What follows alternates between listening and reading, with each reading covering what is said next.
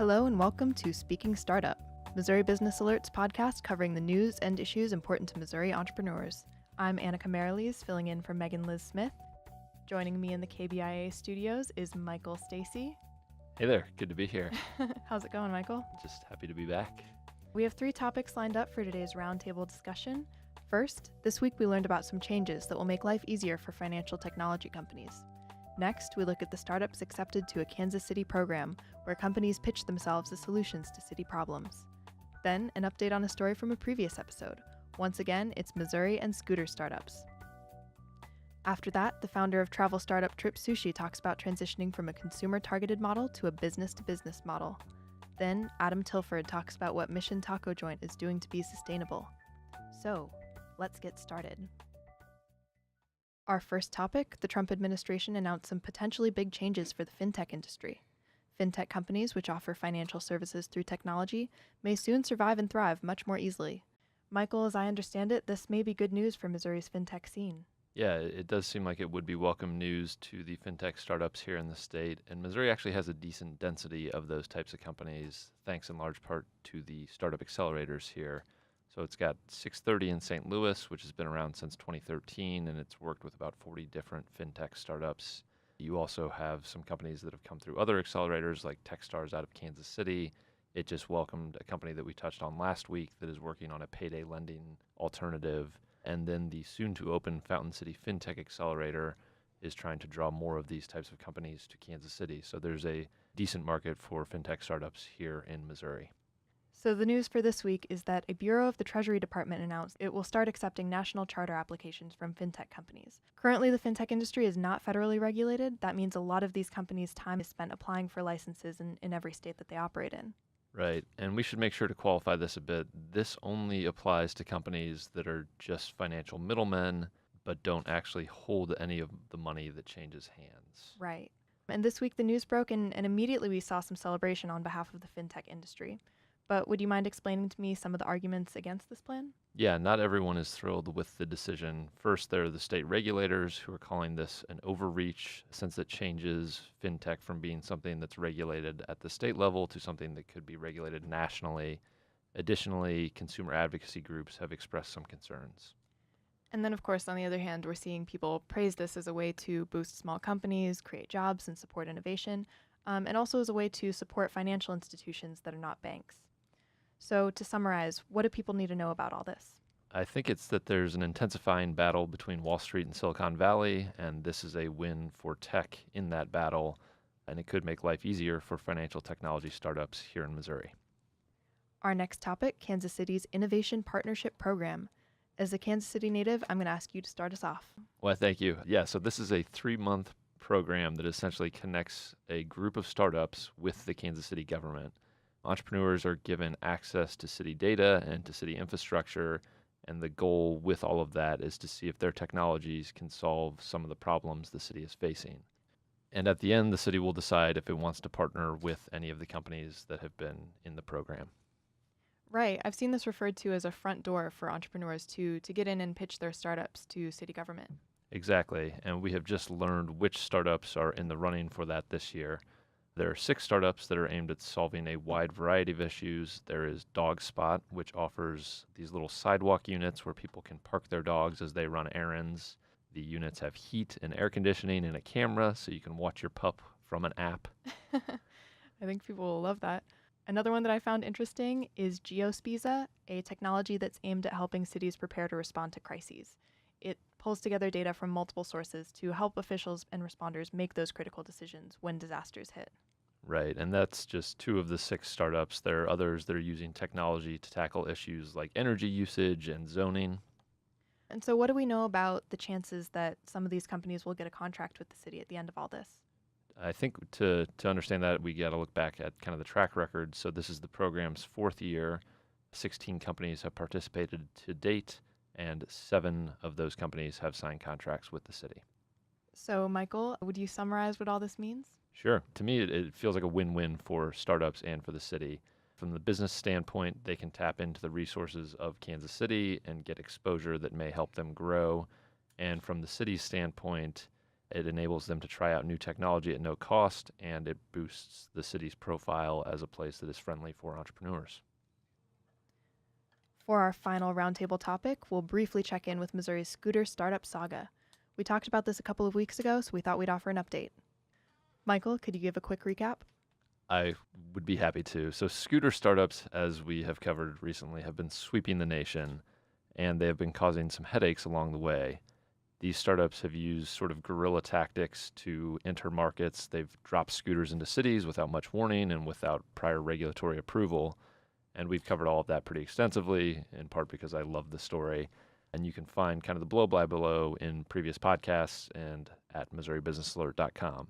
But to get us up to speed, the latest development this week is that Kansas City has struck a deal with one of the scooter startups, Bird.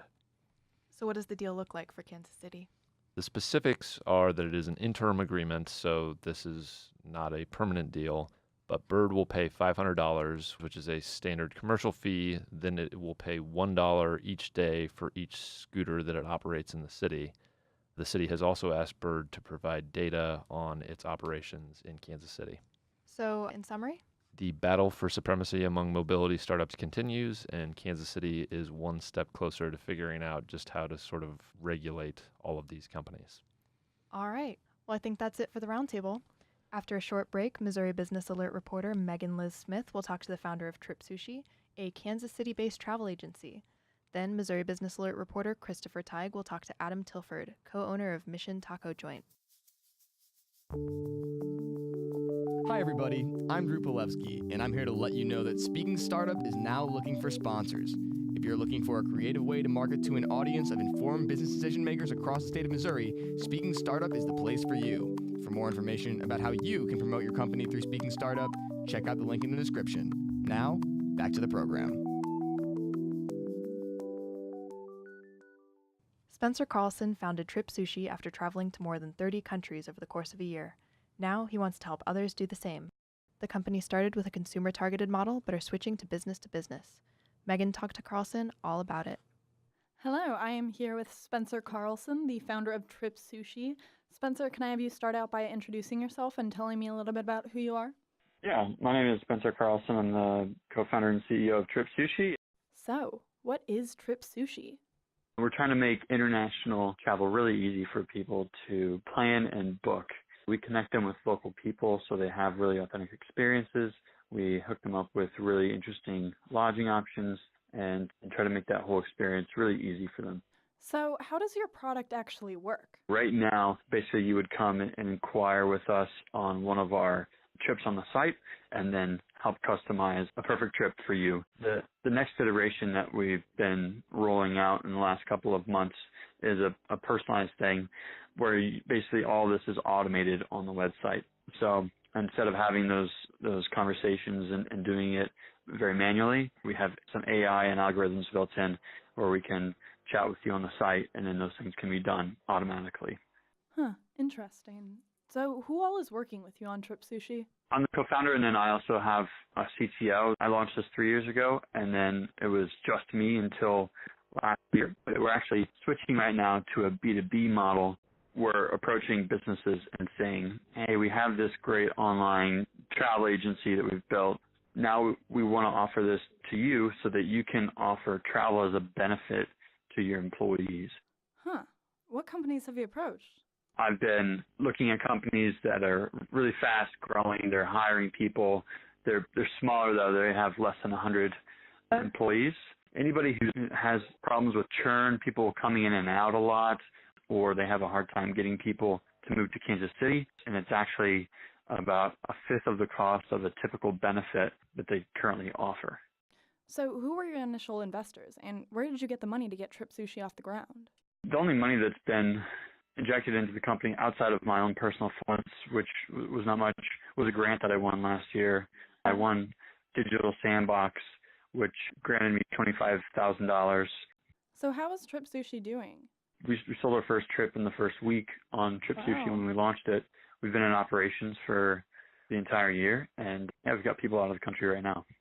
Huh. So what's your background? Is this something that you would have imagined yourself doing as a kid, being an entrepreneur? No, not at all. I was interested in business, but I never really understood When I first went to college, I thought I wanted to learn more about business, so I enrolled in entrepreneurial and business classes. I went to Northwest Missouri State, and the professor of those classes owned a local barbecue joint, and that was the type of entrepreneurship that I learned about, like getting a loan from a bank and having a restaurant or something like that. And that didn't intrigue me. So it wasn't until later on I went and traveled around the world for a couple of years. There was an opportunity for a job in Malawi in Africa, and I thought that was intriguing, but instead of just applying for the job and trying to move to Africa, I thought I should go and check it out. So I went and volunteered, and then that really sparked my intrigue, and I came back to the States, and for the next 4 or 5 months, sold everything that I owned, worked my butt off, and saved up and planned around the world trip for the next year, 30 countries in a year, and then landed in Australia, lived there for a while. So what was the catalyst for starting TripSushi now after you returned home from traveling? I basically wanted to touch as many lives and change society in the world as much as possible if I could. The travel thing was not my first attempt at entrepreneurship or my first business. The first thing that I came up with was basically a classroom-to-classroom international Skyping thing where a classroom of third graders in Kansas City would Skype with a classroom of third graders in Egypt, and they would learn together. And then instead of things through the media or having the parents teach them, they could actually develop personal relationships with people from different backgrounds and different cultures and learn about the real world in that way. I had no idea how to build a website. I had no idea how to do deals, how to sell people. I had no idea what I was doing. And that idea really didn't even get off the ground very well. The entire trip around the world through 30 countries, I only spent $10,000. Flights, lodging. I was not rich. I did not have a bunch of money. I was bartending, and I used my tax refund and sold everything, and that's all I could come up with. Because I did that, I ended up staying with people, and I used couchsurfing. I used platforms like HelpX, where you can work for people on their farm or help them rebuild their house, and they'll give you food and lodging for free. So I basically had to hack my way around the world as cheaply as possible, and I learned a lot through that. That's the foundation of how TripSushi was born. What makes TripSushi different from all the other travel startups out there? B2C businesses where you're just going after consumers, you need to convince a ton of people to book trips with you when they know that they can go out and search for flights and lodging on their own is extremely difficult. We realize that we have an incredible opportunity right now because we have the basal layer of the online travel agency built that we can differentiate with those local connections and the ability to do the whole trip on one page versus buying your flights here and buying your stuff everywhere. We've built that. So switching to a B2B model where we're getting employers to sign up where we can offer them the infrastructure on the back end of automatically deducting $100 from everybody's paycheck and deposit that into an account where they can track their travel goals, and then they can incentivize their workforce by offering them perks for hitting revenue goals or hours billed or whatever their metrics are for whatever their job is, motivate their whole workforce through travel and experiences, which is what millennials and Gen Xers want these days. And if you can stand out as an employer, you can attract those people, keep them in, and then really reward them with an awesome company culture. For the B2B market, and travel is huge for business travelers, the people that are traveling around the country all week long. But this vacation thing and the B2B travel savings and benefit portion of it is just coming around. And because millennials and Gen Xers are coming up in the workforce and becoming those young professionals, they're going to demand these types of things. It's going to be the norm, 10 years from now. Well, I think that's about all of my questions. Thank you for joining me on Speaking Startup, Spencer. You got it. Thanks for having me.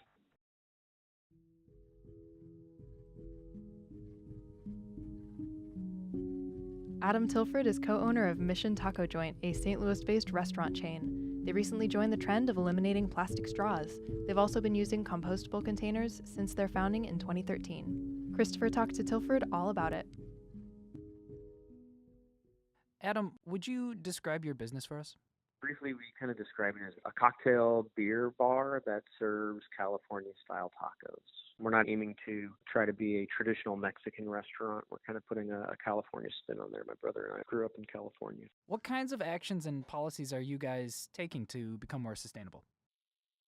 Well, the big one, obviously, with the straws this year is we were just automatically putting straws in waters and sodas and everything. First thing we did was go to straws upon request. And now we've also moved to using compostable straws. Unfortunately, even the compostable straws aren't amazing. If they end up in a landfill, they're still going to stick around for a long time. We've got 5 restaurants, so it's hard to make quick changes. And we want to make sure that when we make changes, we're consistent across the board. We're currently looking at different straws as well. We're looking at paper straws. They're just super expensive. And honestly, some people really hate paper straws, man. It's really amazing. We do have some plastic containers that are recyclable. You just need certain plastic things for sauces or hot items. And then everything else, all of our large to-go packaging is compostable. It always has been. So with all those sustainable decisions, what was the motivation there? What was driving you? Just as a growing company, we never thought we'd be growing this big, and we're humbled that we are, but I think people are looking at us as leaders in the industry now. In St. Louis, we're a large restaurant group, and we saw the chance to be able to help affect change in the industry. And how are these sustainable choices that you're making affecting your bottom line? So the cost savings there, that didn't come from the switch. The straws are actually a little more expensive. The cost saving came in from just putting them on request and not just automatically putting them in every drink. So the straws themselves are a little bit more, but we're using way less of them. It's amazing how many fewer straws we're using. A thank you bag, just those little plastic bags, those things cost like 0.01 cents. They're just nothing, To switch to a paper bag that size, now you're talking 40 cents. Restaurant margins are small. If you're making 10% margin on your sales, you're doing a really good job. Someone buys a $10 burrito and eats half of it and wants to take that to go. Not only do you have to give them a 25-cent box to put it in, but then if they get a bag as well, that's another 40 cents on top of it. It's pretty much your profit. It's gone. We've seen other people that do to-go environmental charges, and we don't want to go that route. We're just trying to figure it out. The brand we're building to and our clientele, we're appealing to millennials quite a bit and people that are just a little more aware and conscious of what's going on with their surroundings and what they're using. So do you have any advice or tips for any entrepreneurs who are thinking about making sustainable choices for their own business? Yeah, it's a tough one. Because, Mission was our 4th concept, and I can tell you that it's the first one that's been financially stable. It's such a hard business. And to be honest, it's hard to blame anyone for going the cheap route on things. It's tough. Margins are tough. So as far as advice, think about the impact that you're going to have before you open the doors, because it actually is going to be a lot easier to get these policies set up front and grow them as opposed to the struggles of trying to implement them later. Because we definitely had some issues. We have 100, 200 servers and bartenders that we're trying to retrain on not bringing straws out, and it hasn't been the easiest thing. We're kind of in a learning phase right now to see what we can do to be more sustainable. All right, Adam Tilford with Mission Taco Joint. Thanks for joining us, Adam.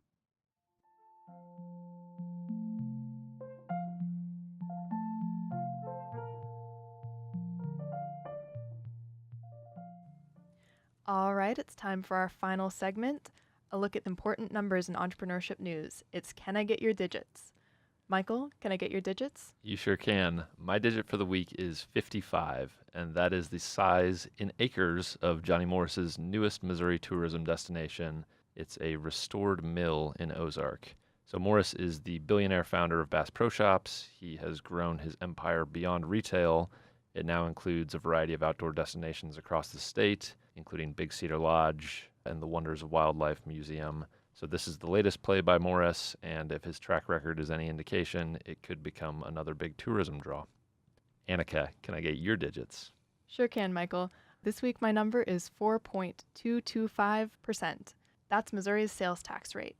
This weekend, starting Friday, Missourians are getting a break from the state sales tax. Between August 3rd and midnight on August 5th, people can shop without that 4.2% tax applying.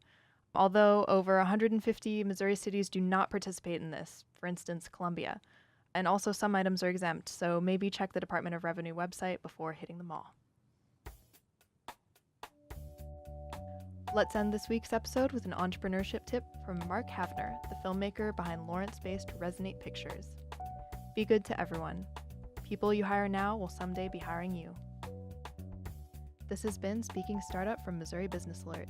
This podcast was produced and edited by me, Annika Mariles. Thank you to Michael Stacy for hosting with me. Our theme music was produced by Poddington Bear. We'll speak to you next week.